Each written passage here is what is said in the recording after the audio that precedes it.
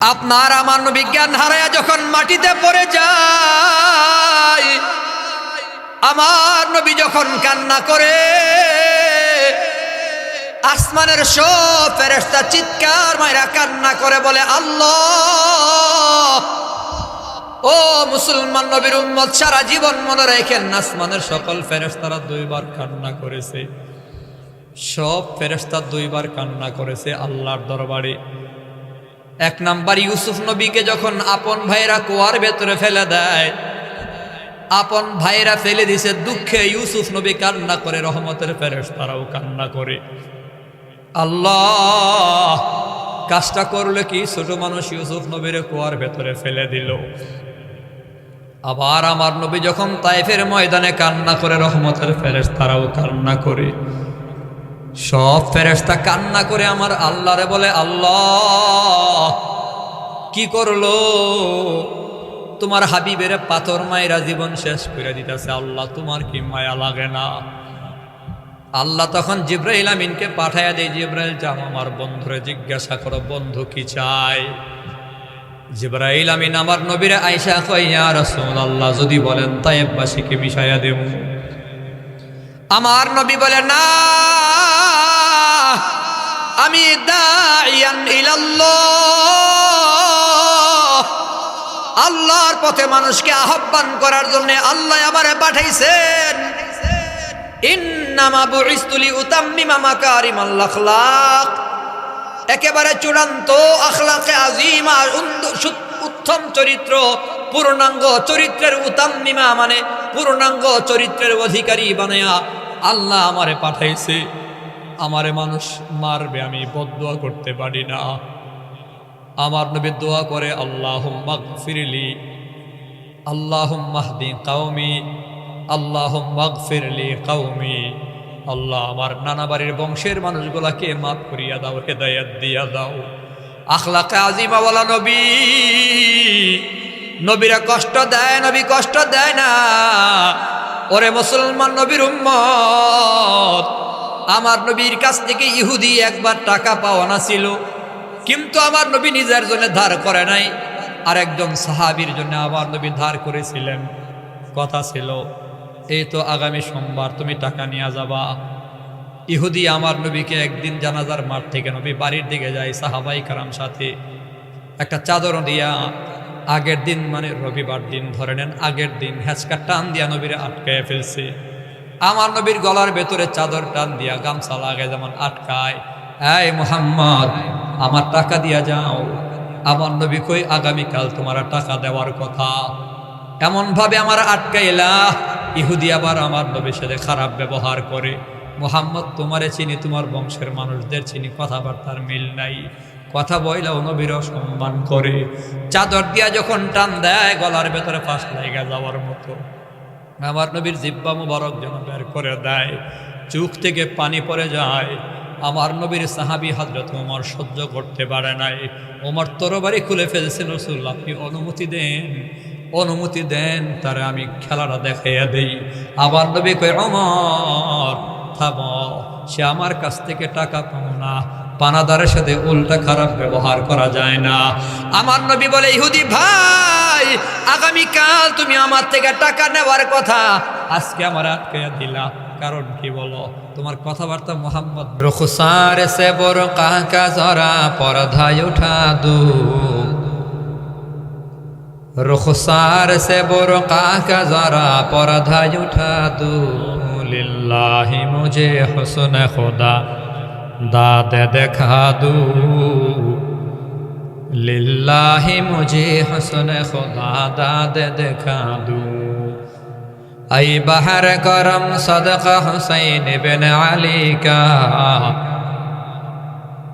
ऐ बहर करम सदक़ा हुसैन बिन अली का, प्यासा हो मुझे शरबत दी दार पिला दूँ, प्यासा हो मुझे शरबत दी दार पिला दूँ। मैं दूर हूँ मजबूर हूँ ऐ सैयद आलम, मैं दूर हूँ मजबूर हूँ ऐ सैयदी आलम, दीदार दिखाते नहीं आवाज सुना दूँ, दीदार दिखाते नहीं आवाज सुना दूँ। जो लोगों के कहलाते हैं सब तेरी गली में, जो लोगों के कहलाते हैं सब तेरी गली में, उन लोगों के दफ्तर में मेरा नाम लिखा दूँ, उन लोगों के दफ्तर में मेरा नाम लिखा दूँ। আলহামদুলিল্লাহ।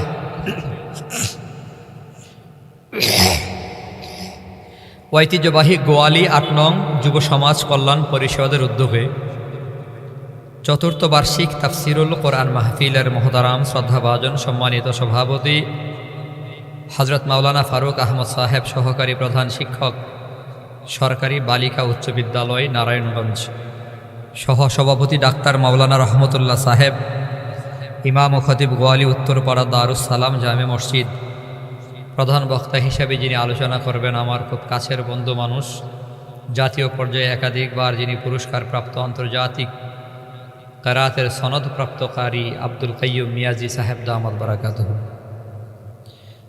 অনেকক্ষণ কথা বলেছেন আমার খুব স্নেহের অনুজ প্রিয় মানুষ হজরত মাওলানা ফরহাদ হুসাইন ফরিদি সহ অনেক ওলামায়ে কেরাম আছেন মুরব্বী বাবারা, যুবক বন্ধুরা, পর্দার আড়ালে বসা শ্রদ্ধেয়া সম্মানিতা মা ও বোনেরা। মহান আল্লাহ পাকের শুকর আদায় করি যে মহান রব্বুল আলামিন মেহেরবানি করে দয়া ও মায়া করে রহমতি বরকতি জান্নাতি মজলিসে আপনাকে আমাকে কবুল মঞ্জুর করেছেন। এজন্য সকলেই কালিমাতুর শুকুর একবার করি আলহামদুলিল্লাহ।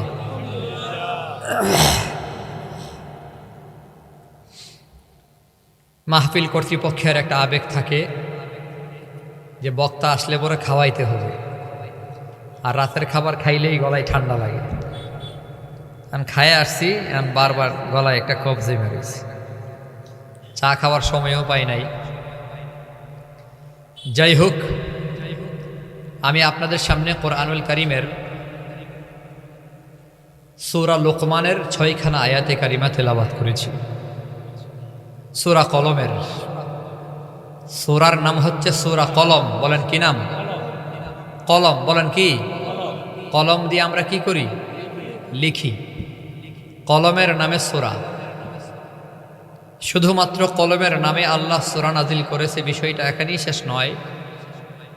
আমি ভূমিকায় অন্য কথা বলছি না, সরাসরি আয়াতের ভেতর ঢুকে যাচ্ছি, সময় যেহেতু কম। আল্লাহ তাআলা এই কলমের কসম করেছেন এবং কলমের লেখার কসমও করেছেন। কলম এত দামি যে এই দামি কলমের কসমও করেছেন, দামি কলমের লেখার কসমও করেছেন।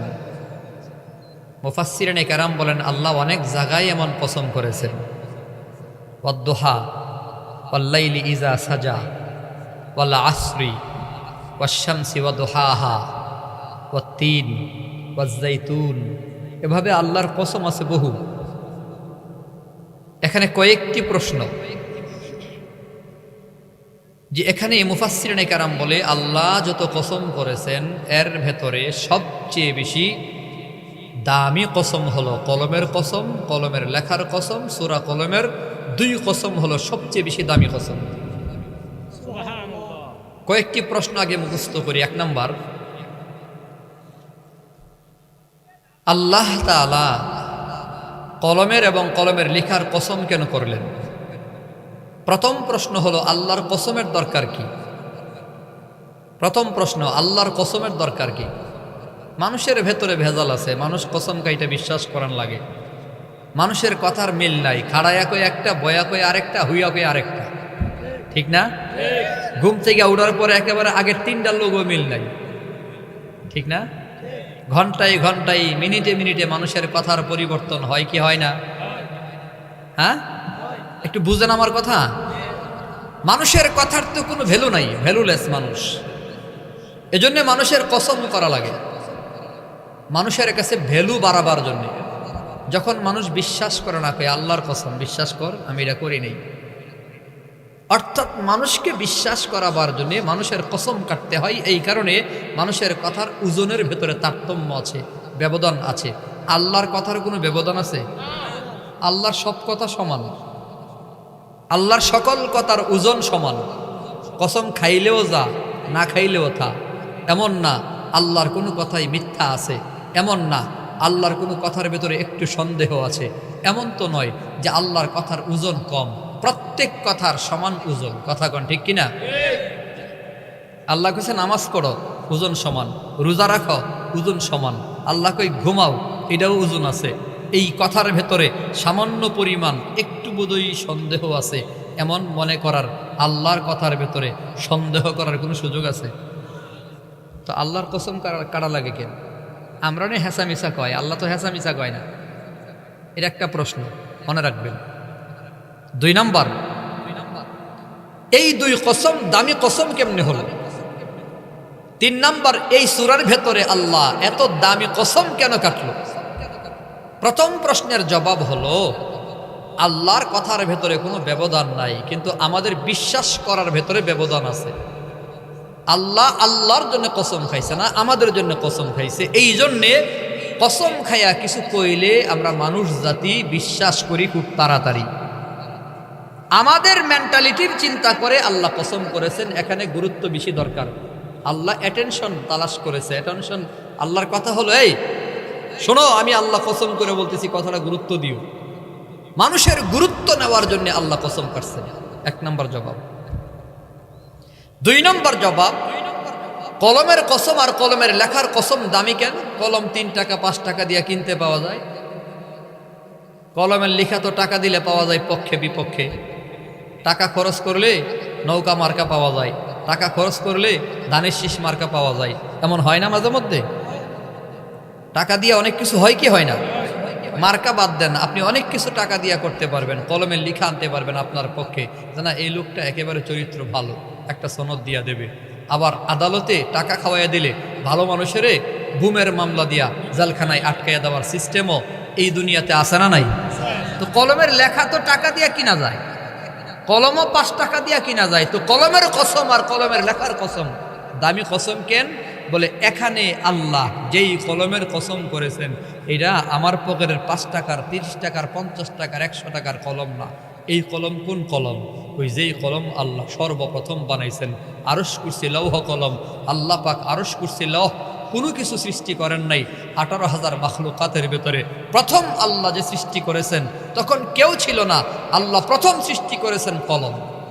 বলেন কি? হাদিসের মধ্যে আসছে, আউয়ালু মা খালাকাল্লাহুল কলম। আল্লাহ সর্বপ্রথম কলম সৃষ্টি করেছেন। 5 টাকার কলম বলে না, এমন কলম আল্লাহ সৃষ্টি করেছেন যে কলম সরাসরি আল্লাহর সাথে কথা বলতে পারে। সুবহানাল্লাহ, জোরে কোন। কলম বানাবার পরে আল্লাহ বলে উক্তুবিয়া কলম, কলম তুমি লিখো। আল্লাহ কলম রেখায়। কলম এবার আল্লাহরে বলে মাজা আক্তুবু, আমি কি লিখবো? আল্লাহ কলম কি লিখতাম? কলমে কথা কয়। সুবহানাল্লাহ বলে। আবার এমন কলম যেই কলম নিজে নিজে লিখতে পারে, কেউ ধরা লাগে না। সুবহানাল্লাহ। আল্লাহ তাআলা তখন কলম রে বলে তুমি 18,000 মাখলুকাতের ভাগ্য লিখো। সুবহানাল্লাহ বলেন। আসমানের ভাগ্য লিখো, জমিনের ভাগ্য লিখো। এই জমিনে কোন জায়গায় কোন জেলা হবে, কোন বিভাগ কোন জায়গায় হবে, কোন জেলায় কোন উপজেলা হবে, উপজেলায় কোনটা কোন জায়গায় কোন গ্রাম হবে, ইউনিয়ন হবে, প্রত্যেকটার আলাদা আলাদা করে ড্রয়িং করো। এবং আদম নবী থেকে নিয়ে কিয়ামত পর্যন্ত যত মানুষ আসবে, প্রত্যেকটা মানুষের আলাদা আলাদা ইন্ডিভিজুয়াল, প্রত্যেকের আলাদা আলাদা প্রোফাইল তুমি তৈরি করো। কে কতদিন বাঁচবে, কতদিন হবে দুনিয়ায় থাকবে, কি খাবে না খাবে, তার চোখ কেমন, নাক কেমন, দাঁত কেমন, হাত কেমন, আঙ্গুল কয়টা, 2টা চোখ ছোট নাকি বড়, বেশ কম নাকি একরকম আছে, সব যে কলম লেখছে ওই কলমের কসম। জোরে বলেন সুবহানাল্লাহ। যে কলম 18,000 মাখলুকাতের ভাগ্য লিখছেন, ওই কলম কি কম দামি না বেশি দামি? কথা কন না। ওই কলম বড় দামি কলম। যেই কলম সব লিখছে, একেবারে আলাদা আলাদা করে লিখছে। লম্বা কথা বলার সময় নাই, প্রত্যেকের আলাদা আলাদা প্রোফাইল, শুধু মানুষের না, হাইওয়ান, জানোয়ার, জিন, মাখলুকাত যত আছে।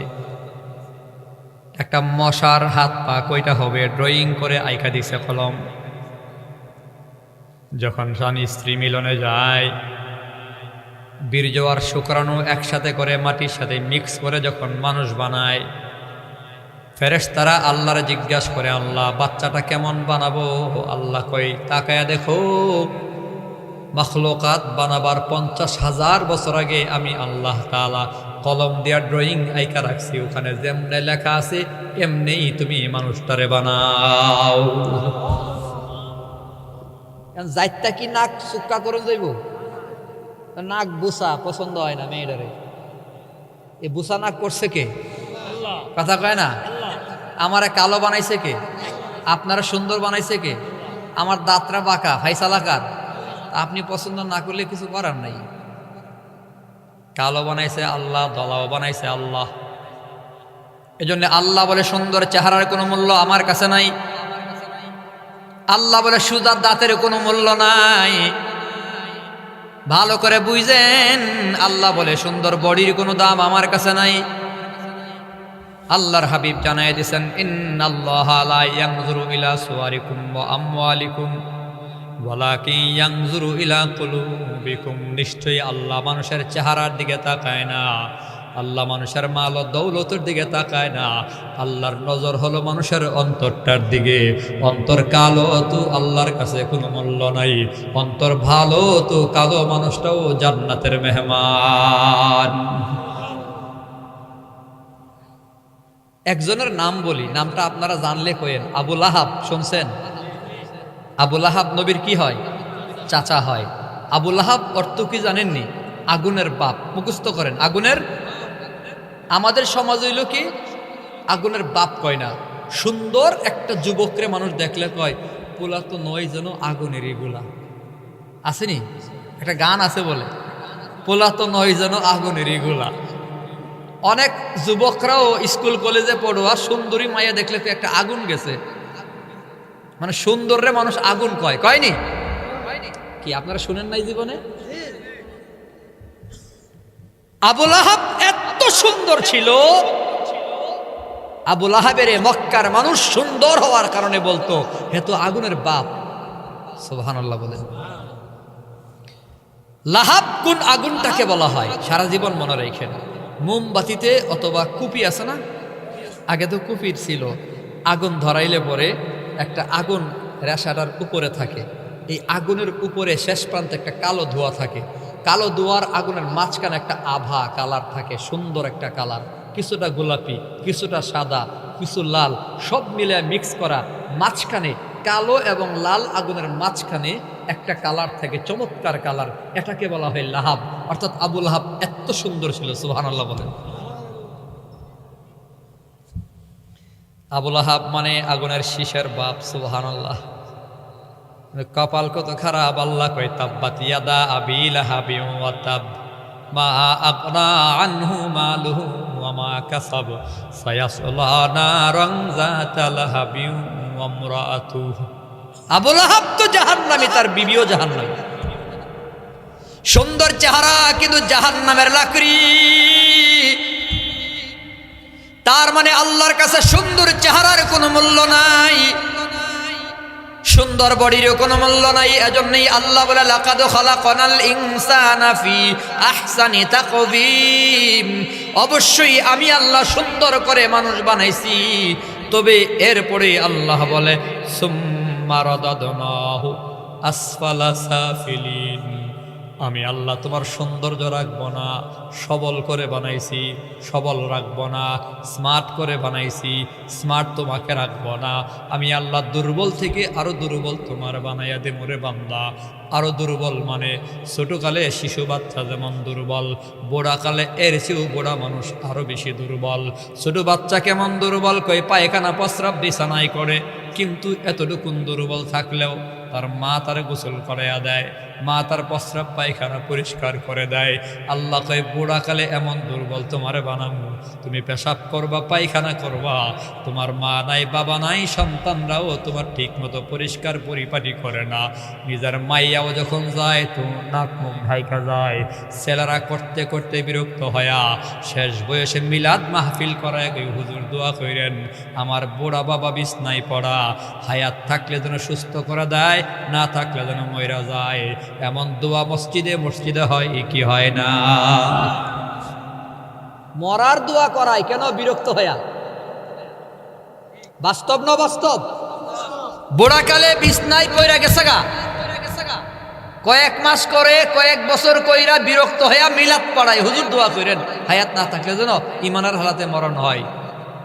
বুড়াকালে মানুষ অবহেলিত, মানুষের কাছে মানুষের মূল্য থাকে না। কিন্তু কোন বাবা, ছেলেরা দোয়া করায়, মেয়েরা দোয়া করায়। আমার জানা মতো পৃথিবীতে কোনো বাবা নিজের সন্তান অসুস্থ হয়ে বিছানায় পড়ে থাকলে মরণের দোয়া করায় না। সব সম্পত্তি বিক্রি করে হলো চিকিৎসা করাবার চেষ্টা করে। এর নাম হলো মা বাপ। কথা কোন ঠিক কিনা? বাচ্চার বেলায় চিকিৎসা করাবার জন্য মা বাবা পাগল থাকে, কিন্তু মা বাবা বড় হয়ে গেলে সন্তানরা চিকিৎসা করাবার জন্য তো পাগল থাকে না।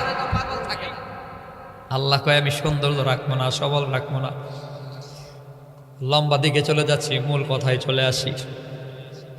আল্লাহ বলে চেহারাটা কালো, কিন্তু বান্দা তুমি আমার কাছে ভালো হয়ে যাও, আমি আল্লাহ তোমার দাম বাড়ায় দেব। কত দাম জানো? আপনার আমার নবী যখন মেরাজের সফরে জান্নাতের কিনারা দিয়ে হাঁটেন, জিবরাইল আমিন সাথে দুইজনে হাঁটে, কিন্তু নবী শুনতে পায় আরেকজন জান্নাতে হাঁটে। আমার নবী জিজ্ঞাসা করি জিবরাইল তুমি আমি ছাড়া আরেকজনকে হাঁটে, কার আওয়াজ শোনা যায়? জিবরাইল বলে নবী গো আপনার কালো বেলালের আওয়াজ। জোরে কন্যা সুবহানাল্লাহ।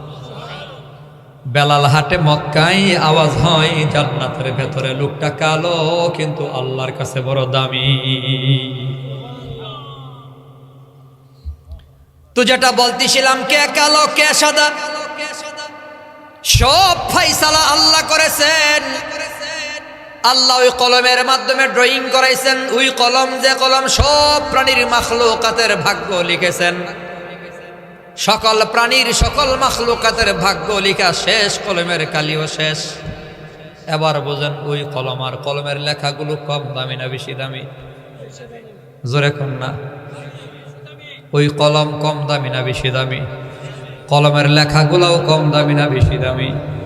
এজন্য দামি কসম আল্লাহ কেন খাইছেন? প্রশ্ন হলো 3 নাম্বার, কেন? বলে এখানে আল্লাহ তাআলা দামি কসম খাইছেন এই কারণে যে এই সূরার ভেতরে আল্লাহ তাআলা দামি নবীর চরিত্রের সার্টিফিকেট আল্লাহ বয়ান করেছেন। নবী তো দামি, নবীর চরিত্রের সার্টিফিকেটও দামি। সুবহানাল্লাহ বলেন। দামি নবীর চরিত্রের সনদ আল্লাহ বয়ান করেছেন। আমার নবীর প্রশংসা আল্লাহ করছে নবীরে। সাধারণ কথা নামিয়া আমি আপনি নবীর কি প্রশংসা করবো? আপনার আমার জবানের ভেতরে সুদের না পাকি, ঘুষের না পাকি, বিড়ির গন্ধ, জর্দার গন্ধ আছে না নাই? মিথ্যা আর গীবত দিয়া জবান না পাক, এ জবান তো নবীর প্রশংসা করার যোগ্যতাই রাখে না। নবী এত দামি, নবীর প্রশংসা করার যোগ্যতা কেবল একমাত্র আল্লাহর। আল্লাহই কাবেল, আল্লাহই উপযুক্ত। দুনিয়া তার কেউ নবীর প্রশংসা পর্যাপ্ত করার ক্ষমতা কারো নাই। কারণ নবী তো ওয়ারাফা'না লাকা যিকরাক। নবীর মাকাম, নবীর মাকান, নবীর অবস্থান, নবীর পজিশন এত উপরে, এত উপরে, দুনিয়ার কোনো মানুষ এটা পর্যাপ্ত পরিমাণে হক আদায় করে বর্ণনা করার যোগ্যতাই রাখে না। আমি আপনি নবীরে কুদ্দুর বড় করতে পারবো? সারা রাত প্রশংসা করলে কি নবীর পর্যাপ্ত প্রশংসা শেষ হইব? কিয়ামত পর্যন্ত হাজারো মানুষ, কোটি মানুষ, অসংখ্য অগণিত মানুষ নবীর প্রশংসা করেও নবীর গুণাবলী বয়ান করে শেষ করতে পারবে না। এত দামি নবী, সুবহানাল্লাহ। আমার নবী দামি, যার দরুন আল্লাহ দামি কসম খায় আবার নিজেই সনদ দিছে। আমার নবীর চরিত্রের সনদ কোনো মানুষ থেকে আল্লাহ নেয় নাই। আমরা তো চরিত্রের সনদ নেই মেম্বার, চেয়ারম্যান, কাউন্সিলর, মেয়র থেকে। চেয়ারম্যান সনদ দেয় এলাকার ইমাম সাহেবের চরিত্রটা ভালো, চেয়ারম্যান সনদ দেয় এলাকার হাজী সাহেবের চরিত্রটা ভালো, চেয়ারম্যান নিজেই গাঞ্জা টানে, জুয়া খেলে, ধান চুরি চাইল চুরি করে, এমন অসৎ চরিত্রের চেয়ারম্যান সমাজে আছে না নাই? এক বুজুর্গ আল্লাহর ওলি গেছে চরিত্রের সনদ আনতে কাউন্সিলরে অফিসে গেছে, গিয়া জিগাই কিরে তোরা কাউন্সিলর কয়, হুজুর আপনি কি লিখেছেন? আপনি আমাদের এলাকার বুজুর্গ মানুষ। কয় আমার চরিত্রের একটা সনদ লাগে। গ্রাম পুলিশ মাথায় হাত দিয়ে হুজুর আপনার মতো আল্লাহর ওলি আইছেন এ বদমাইশ থেকে সনদ নিবার লাগি, হ্যাঁ তো দর্শনের মামলায় জেলখানায়। দুনিয়াতে ভালো মানুষের সনদ দেয় বাট পারে, কথা কোন ঠিক কিনা? নামাজির সনদ দেয় বেনামাজি। বাস্তব না বাস্তব? তো দুনিয়ার কোন মানুষের যোগ্যতা নাই নবীর চরিত্রের সনদ দেওয়ার, সার্টিফিকেট দেওয়ার, যার দরুন আমার আল্লাহ নিজে সনদ দিছে। সুবহানাল্লাহ বলেন। আপনার আমার নবী এত দামি, আল্লাহ তাআলা নিজে সনদ দিয়া বলে, নবী গো কলমের কসম, কলমের লিখার কসম, নবী আপনি টেনশন করিয়েন না। এত দামি কসম কেন খাইছে?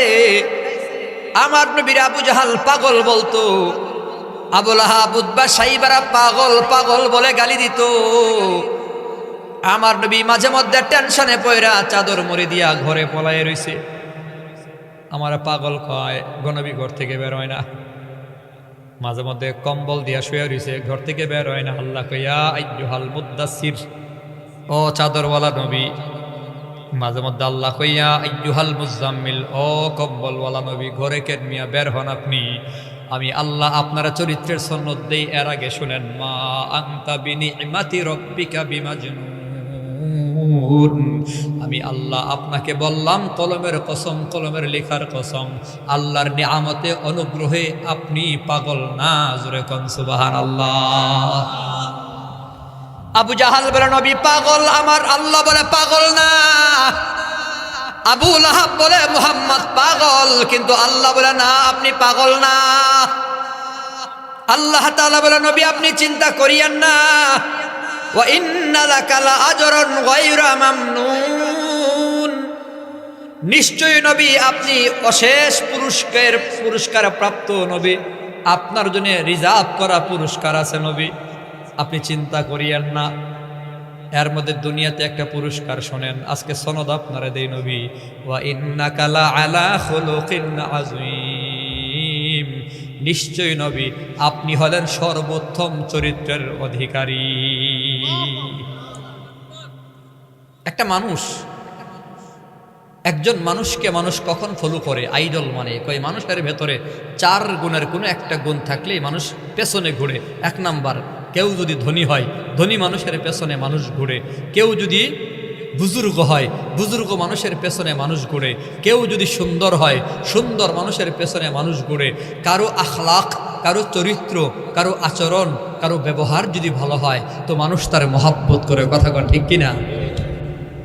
আপনার আমার নবীর আখলাকে আজিমা ছিল, সর্বোত্তম আখলাক ছিল। আখলাকে আজিমা বলা নবী সর্বোত্তম চরিত্রের অধিকারী। ও নবীর উম্মত, এটা আমাদের জন্য গৌরবের বিষয়। আমাদের নবী সর্বোত্তম আখলাকে আজিমাওয়ালা। আখলাকে আজিমা কারে বলে বুঝানোর সময় পর্যাপ্ত নাই। শুধুমাত্র এটুকুন মনে রাখেন, 63 বছর জীবনে আমার নবী কাউরে কষ্ট দেয় নাই। 63 বছর জীবনে আমার নবী নিজের স্বার্থে কাউরে একটা ধমকও দেয় নাই। জোরে কোন সুবহানাল্লাহ। 63 বছর জীবনে আমার নবী কাউরে একটা গালি দেয় নাই। ব্যক্তিগত আচরণের কারণে, ব্যক্তিগত কোনো কারণে আমার নবী কাউরে আঘাত দেয় নাই, অন্তর ভাঙে নাই।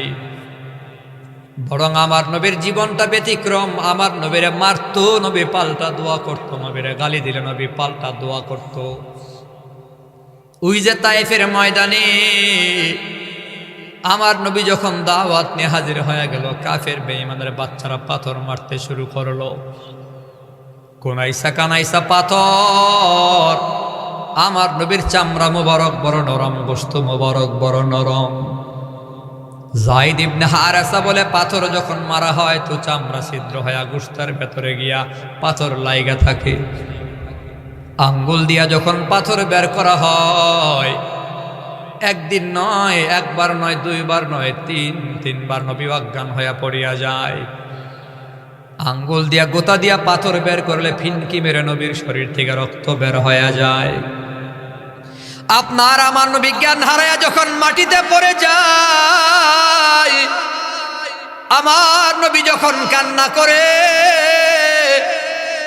আসমানের সব ফেরেশতা চিৎকার মাইরা কান্না করে বলে, আল্লাহ, ও মুসলমান নবীর উম্মত সারা জীবন মনে রাখেন, আসমানের সকল ফেরেশতারা দুইবার কান্না করেছে, সব ফেরেশতা দুইবার কান্না করেছে আল্লাহর দরবারে। এক নাম্বার ইউসুফ নবীকে যখন আপন ভাইরা কুয়ার ভেতরে ফেলে দেয়, আপন ভাইরা ফেলে দিছে, দুঃখে ইউসুফ নবী কান্না করে, রহমতের ফেরেশতারাও কান্না করে। আল্লাহ কাজটা করলে কি ছোট মানুষ ইউসুফ নবীর কুয়ার ভেতরে ফেলে দিল। আবার আমার নবী যখন তায়েফের ময়দানে কান্না করে, রহমতের ফেরেশতারাও কান্না করে, সব ফেরেশতা কান্না করে আমার আল্লাহরে বলে, আল্লাহ কি করলো, তোমার হাবিবের পাথর মাইরা জীবন শেষ করে দিতেছে, আল্লাহ তোমার কি মায়া লাগে না? আল্লাহ তখন জিব্রাইল আমিনকে পাঠাইয়া দেয়, জিব্রাইল যাও আমার বন্ধুরে জিজ্ঞাসা করো বন্ধু কি চায়। জিব্রাইল আমিন আমার নবীরে আয়েশা কয়, ইয়া রাসূলুল্লাহ যদি বলেন তায়েফবাসীকে মিশাইয়া দেব। আমার নবী বলে, না, আমি দাইয়ান ইলাল্লাহ, আল্লাহর পথে মানুষকে আহ্বান করার জন্য আল্লাহ আমারে পাঠাইছেন। ইন্নামা বুইসতু লিউতাম্মিমা মাকারিমাল আখলাক, একেবারে চূড়ান্ত আখলাকে আজিমা, উত্তম চরিত্র, পূর্ণাঙ্গ চরিত্রের উতাম্মিমা মানে পূর্ণাঙ্গ চরিত্রের অধিকারী বানায়া আল্লাহ আমারে পাঠাইছে। আমারে মানুষ মারবে, আমি বদদুয়া করতে পারি না। আমার নবী দোয়া করে, আল্লাহুম্মা গফিরলি, আল্লাহুম্মা হদি কওমি, আল্লাহুম্মা গফিরলি কওমি, আল্লাহ আমার নানা বাড়ির বংশের মানুষগুলাকে মাফ করিয়া দাও, হেদায়েত দিয়া দাও।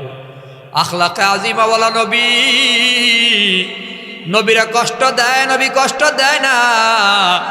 ওরে মুসলমান নবীর উম্মত, আমার নবীর কাছ থেকে ইহুদি একবার টাকা পাওনা ছিল, কিন্তু আমার নবী নিজের জন্য ধার করে নাই, আর একজন সাহাবীর জন্য আমার নবী ধার করেছিলেন। কথা ছিল, এই তো আগামী সোমবার তুমি টাকা নিয়ে যাবা। ইহুদি আমার নবীকে একদিন জানাজার মাঠ থেকে নবী বাড়ির দিকে যায় সাহাবাই কারাম সাথে, একটা চাদর দিয়া আগের দিন মানে রবিবার দিন ধরে নেন, আগের দিন হ্যাঁচকা টান দিয়া নবীর আটকায় ফেলছে। আমার নবীর গলার ভেতরে চাদর টান দিয়া গামছা লাগে যেমন আটকায়, এই মুহাম্মদ আমার টাকা দিয়া যাও। আমার নবী কই, আগামীকাল তোমার টাকা দেওয়ার কথা, এমন ভাবে আমার আটকাইলা। ইহুদি আবার আমার নবীর সাথে খারাপ ব্যবহার করে, মুহাম্মদ তোমারে চিনি, তোমার বংশের মানুষদের চিনি, কথাবার্তার মিল নাই, কথা বইলাও নবীরও সম্মান করে। চাদর দিয়া যখন টান দেয় গলার ভেতরে ফাঁস লাগা যাওয়ার মতো, আমার নবীর জিব্বা মুবারক যেন বের করে দেয়, চোখ থেকে পানি পড়ে যায়। আমার নবীর সাহাবী হযরত ওমর সহ্য করতে পারে নাই, ওমর তরবারি খুলে ফেলছেন, রাসূলুল্লাহ আপনি অনুমতি দেন, অনুমতি দেন, তারে আমি খেলাটা দেখাইয়া দেই। আমার নবী কয়, ওমর থামো, সে আমার কাছ থেকে টাকা পাও না, পানাদারের সাথে উল্টা খারাপ ব্যবহার করা যায় না। আমার নবী বলে, ইহুদি ভাই আগামীকাল তুমি আমার থেকে টাকা নেওয়ার কথা, আজকে আমার আটকাইয়া দিলা, কারণ কি বলো? তোমার কথাবার্তা মুহাম্মদ মিল নাই, বিশ্বাস করা যায় না। আমার নবী কই, ওমর তার টাকাগুলো আদায় করে দাও। কানে কানে মুখ লাগায় কই, আস্তে করিয়া আরো 32 কেজি খেজুর তার বেশি দিয়া দিবা, এটা হলো তোমার উপর জরিমানা। তরবারে খুইলা তারে ভয় দেখাইলা কেন? এজন্য 32 কেজি খেজুর তুমি দিয়া দিবা। হযরত ওমর ইহুদিরে নিয়া পাওনা আদায় কইরা দিয়া 32 কেজি খেজুরও আরো বেশি দিয়া দিল। ইহুদি আবার চোখের পানি ছেড়ে কান্না করে খায়, ওমর বুঝলাম না, আমি আগের দিন টাকা চাই অপরাধ করলাম, খারাপ ব্যবহার করলাম, এরপরও মুহাম্মদ নবী আমার পানা আদায় করলো, আবার 32 কেজি খেজুর বাড়াইয়া দিল কেন? হযরত ওমর কয়, আমি যে তোমার তরবারি কইলা ভয় দেখাইছি, নবী আমার উপর জরিমানা লাগাইয়া দিল। ইহুদি কান্দার কয়, ওমর আসমানি সকল কিতাবগুলো আগে পড়েছি, কিতাবের ভেতর পড়েছি মুহাম্মদ নবী দেখতে কেমন হবে, চুল কেমন, দাড়ি কেমন, মুহাম্মদ নবীর চাহনি কেমন, হাঁটা চলা কেমন, গড়ি কেমন হবে, মার নাম কি, বাবার নাম কি, উটের নাম, ঘোড়ার নাম, গাধার নাম পর্যন্ত পড়েছি। আজও পর্যন্ত যা দেখছি মুহাম্মদ নবীর কিতাবে যা পড়লাম সব মিল্লা গেল। একটা বিষয় পরীক্ষা করার বাকি ছিল, আসমানি পুরনো কিতাবগুলোর ভেতরে পড়েছি শেষ জামানার মুহাম্মদ নবীর সাথে খারাপ ব্যবহার করলে উল্টা পাল্টা ভালো ব্যবহার করবে। আজকে প্রমাণ পেয়ে গেছি, খারাপ ব্যবহার কইরা বুঝতে পেরেছি মুহাম্মদ নবী সত্য নবী, কোনো সন্দেহ নাই। অতএব তুমি আমারে এখানে এই কালিমা পড়ায়া মুসলমান বানায়া দাও। আখলাক আজিমা ওয়ালা নবীর সাথে মুহাব্বত লাগাও। ও নবীর উম্মত, পায়ে ধরে বলি, আমার নবীর সাথে প্রেম আর মোহাব্বত লাগাও। মোহাব্বত বড় একটা দামি বাহান রে মুসলমান বাবা। আল্লাহ তাআলার নবী কয়, লা ইউমিনু আহাদুকুম হাত্তা কুনা হাব্বা ইলাইহি মিন ওয়ালিদিহি ওয়া ওয়ালাদিহি ওয়ান নাসি আজমাইন। যতক্ষণ পর্যন্ত আমি নবীরে তুমি তোমার মা বাবার চেয়ে বেশি মোহাব্বত করবা না, ততক্ষণ পর্যন্ত তুমি ইমানদার হতে পারবা না। মুসলমান রে, আমরা তো দাবি করি শুধু নবীরে মোহাব্বত করি, কিন্তু মোহাব্বতের প্রমাণ দিতে পারি না। নবী কয়, মোহাব্বত যে করো মুখে বললে হবে না, প্রমাণ দাও। কেমনে প্রমাণ দিবা জানো? আল্লাহর নবী কয়, মান আহাব্বা সুন্নতি ফাকাদ আহাব্বানি ওয়া মান আহাব্বানি কানা মাই ফিল জান্নাহ। আল্লাহর নবী কয়, আমারে যে মোহাব্বত করো প্রমাণ হবে আমার সুন্নত তোমার সাথে থাকবে। এ জায়গার মালিক তুমি, প্রমাণ হলো দলিল তোমার কাছে, খারিজ তোমার কাছে। এ বাড়িটার মালিক তুমি, প্রমাণ কি? কই দলিল আছে, খারিজ আছে, বায়া দলিলও আছে, অথবা ওয়ারিশ সূত্রে মালিক তোমার কাগজপত্র আছে। আল্লাহর নবী কই, আমারে যে মোহাব্বত করো প্রমাণ হবে তোমার মাঝে আমার সুন্নত থাকা লাগবে। সুন্নত আছে তো বলতে হবে না, আমি নবী তোমারে বইলা গেলাম, তোমার কাছে সুন্নত থাকলে আমি নবীর সাথে তুমি জান্নাতের মেহমান হবে। আমরা তো শুধু মুখে বলি নবীরে মোহাব্বত করি। আমার নবীরে মোহাব্বত করেছেন নবীর সাহাবায়ে কেরাম। লম্বা বড় সাহাবীদের কথা বলবো না রে মুসলমান বাবারা, শুনো। ও গোয়ালি এলাকার মুসলমান, কাইতলা এলাকার মুসলমান, আমার নবীরে 12 বছরের একজন ছোট সাহাবী কতটুকু মোহাব্বত করেছে শুনেন। বয়স তার 12, নাম হলো তলহা, তার নাম, বাবার নাম হলো বারা। আরবিতে বলা হয় তলহা ইবনে বারা, বারার ছেলে তলহা। বয়সও মনে রাখেন, তলহার বয়স হলো 12 বছর। কত বছর বলেন? আমার নবীর দরবারে বাবার সাথে আসা যাওয়া করে তলহা ইবনে বারা নবীর দরবারে বাবার সাথে আসা যাওয়া করে। যাওয়ার বেলায় রাস্তায় গিয়া কই, আব্বা জান, আপনারা নবীর থেকে বয়ান শুনছেন, আমল করেন। আমিও এমন একটা বয়ান শুনবার চাই যে বয়ানটা শুই না, আমল করমু, আর আল্লাহ আমার জান্নাত দিয়া দিব। 12 বছরের তলহা নবীর কাছে আইসা কয়, ইয়া রাসূলুল্লাহ, আমার একটা আমল দেন না, বাচ্চা ছাড়া আমল করে জান্নাতে যায়, আমার একটা আমল দেন যে আমলটা কইরা আমিও জান্নাতে যাব। আমার নবী কই, তুমি কি আমার কথা মানতে পারবা, রাখতে পারবা? কইয়া দেখেন না, পারিনি। তো নবী তারে পরীক্ষা করতেছে।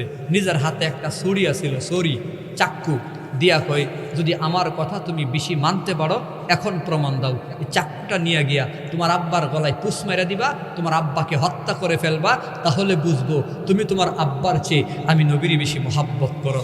চাক্কু লইয়া সাথে সাথে দৌড় মারছে। সুবহানাল্লাহ, জোরে করুন। নবীর বলতে দেরি, দৌড় মারতে দেরি না। বাবারে হত্যা করেই প্রমাণ করব আমি আমার আব্বার চেয়েও নবীর বেশি মোহাব্বত করি।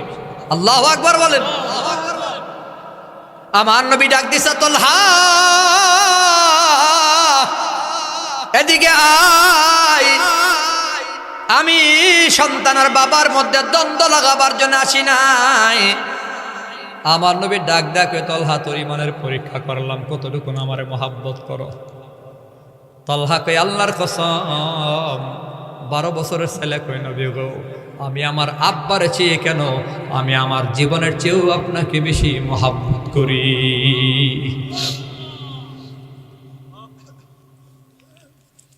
আপনার আমার নবী বলে তলহা আমি নবীর বিশ্বাস হয়ে গেছে তুমি তোমার বাবার চেয়ে আমারে বেশি মহাব্বত করো। বুঝতে পেরেছি তলহা তুমি কি খালি হাতে যাইবানি? অন্তত আজকে তোমার একটা জিনিস দিয়া দেই, নিয়ে যাও। কি দিবেন নবী? এই কথাটা নিয়ে যাও তুমি যেমন তোমার আব্বার চেয়ে আমারে বেশি মহাব্বত করো। আজকে ঘোষণা হলো এটুকুই যে আমি নবীও তোমারে মহাব্বত করি। আর কিছু লাগে? বুঝাইতে পারি নাই। নবী যদি আপনারে রাতের বেলা স্বপ্ন এসে কয় এই আকবর আলী আমি তোরে মহাব্বত করি, জীবনে কিছু লাগে? আর কথা কন না। চেয়ার এমপি সংসদ সদস্য দিয়ে কি করবেন? নবী যদি কয় আমি তোমার মহাব্বত করি, আল্লাহু আকবার বলেন না। 12 বছরের পোলা নবীর প্রেম লয়ে বাড়িতে গেছে, আল্লাহু আকবার বলেন। আবার প্রেমের লেনদেন বিনিময় নিয়ে বাড়িতে গেছে। আজকে শুধু গিভ এন্ড টেক ভালোবাসার বিনিময় হইছে। তলহা নবীরে মহাব্বত করে, তলহাও নবীরে মহাব্বত করে, নবীও তলহারে মহাব্বত করে। তলহা বাড়িতে গেছে। তলহা বাড়িতে যায় অসুস্থ হয়ে গেছে। কয়েকদিন পর নবীর কাছে খবর আসছে, নবী গো আপনার পেয়ারা তলহা অসুস্থ, বিছানায় পড়া। তলহা অসুস্থ, নবী শুইনা সাথে সাথে তলহার বাড়ির দিকে রওনা করেছে। আপনার আমার নবী তলহার বাড়িতে হাজির হয়ে কইয়ে তলহার বাবা বড় আমার কলিজার তলহা কই আমারে দেখাও। আমার নবী তলহার বাড়িতে হাজির হয়ে তলহার চেহারার দিকে তাকাইয়া চোখ দুইখান হাতায়া নবী বুঝতে পেরেছেন দার্শনিক নবীর তো বুঝবার বাকি নাই। ঘর থেকে বের হয়া তলহার বাবা বারাকে ডাক দিয়ে কয় বড় আমার কলিজার মুহাব্বতের তলহা বোধই আজকে রাতের ভেতরেই জিন্দিগি শেষ। একটা কথা মনে রাখিস বড়, তলহা আমারে মুহাব্বত করে, আমিও মুহাব্বত করি। আমার তলহা যদি মারা যায় আমি নবীর খবর দিস, আমি তার জানাজা পড়াবো, আমি নবী তারে কবরে নামাইয়া দেব। আমার নবী এত মুহাব্বত করে তলহা 12 বছরের পোলারে নবী কয় বড় তোর কলিজার টুকরা সন্তান মারা গেলে আমার খবর দিস, আমি জানাজার ইমামতি করব। জুরে কোন সুবহানাল্লাহ। নবীর মুহাব্বত নিয়ে তলহা রাতের বেলা অসুস্থ, নবী চলে আসছেন।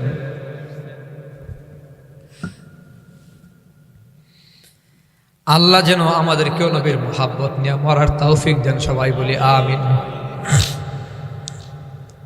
আমার নবী বইলা বিদায়।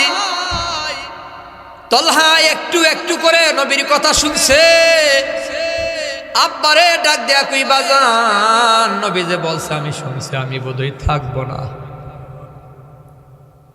মারা যাওয়ার আগে আপনার কাছে আমার ওসিয়ত, যদি আমি দিনের বেলা মারা যাই তো নবীর খবর দিয়েন, কিন্তু রাতের বেলা মারা গেলে নবীর খবর দিয়েন না। কারণ আমি জানি আমি মারা গেছি খবর পাইলে নবীরে আটকায় রাখতে পারবে না কেউ। আমার জানাজা পড়াবার জন্য নবী পাগল হয়ে আমার বাড়ি চলে আসবে। আব্বা জান দিনের বেলা খবর দিয়েন, রাতের বেলা খবর দিয়েন না। কারণ রাতের বেলা নবী যদি আসে আর কাফের বেঈমানরা নবীর উপর আক্রমণ করতে পারে। আমার জানাজার চেয়েও নবীর দাম, নবীর জীবনের দাম অনেক বেশি। মুহাব্বত আর ভালোবাসা কারে কয়? আমরা তো এমন ভাবে নবীরে মুহাব্বত করতে পারি নাই মুসলমান বাবারা।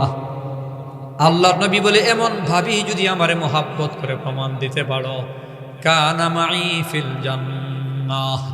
বান্দারে আমি প্রায় সময় বলি আবু বকর নবীর যুগে আইসা নবীরে মুহাব্বত করে নবীরে দেখা নবীর সাথে জান্নাতের সাথী। ওমর নবীর দেখা আমল করে নবীর সাথে জান্নাতি, ওসমান আলী সাহাবা আজমাইন রিদওয়ানুল্লাহি তাআলা আলাইহিম আজমাইন নবীর দেখা আমল কইরা নবীর সাথে জান্নাতের সাথী। আমরা দেখি নাই গোয়ালি এলাকার মুসলমান, নবীনগর উপজেলার মুসলমান, মক্কা থেকে আমাদের বাড়ি বহুদূর, 1000 বছর পরে 1500 বছর পরে দুনিয়াতে আসছি, নবীর সাথে দেখা নাই। জান্নাতে কেমন করে দেখা হবে?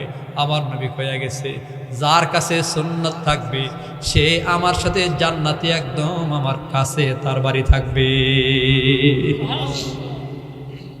মোহাব্বত যদি ঠিক মতো করা যায় তো জান্নাতে নবীর সাথে দেখা হয়ে যাবে। আল্লাহু আকবার বলেন। কেমনে বোঝায় নবীর মোহাব্বত কেমনে করবে?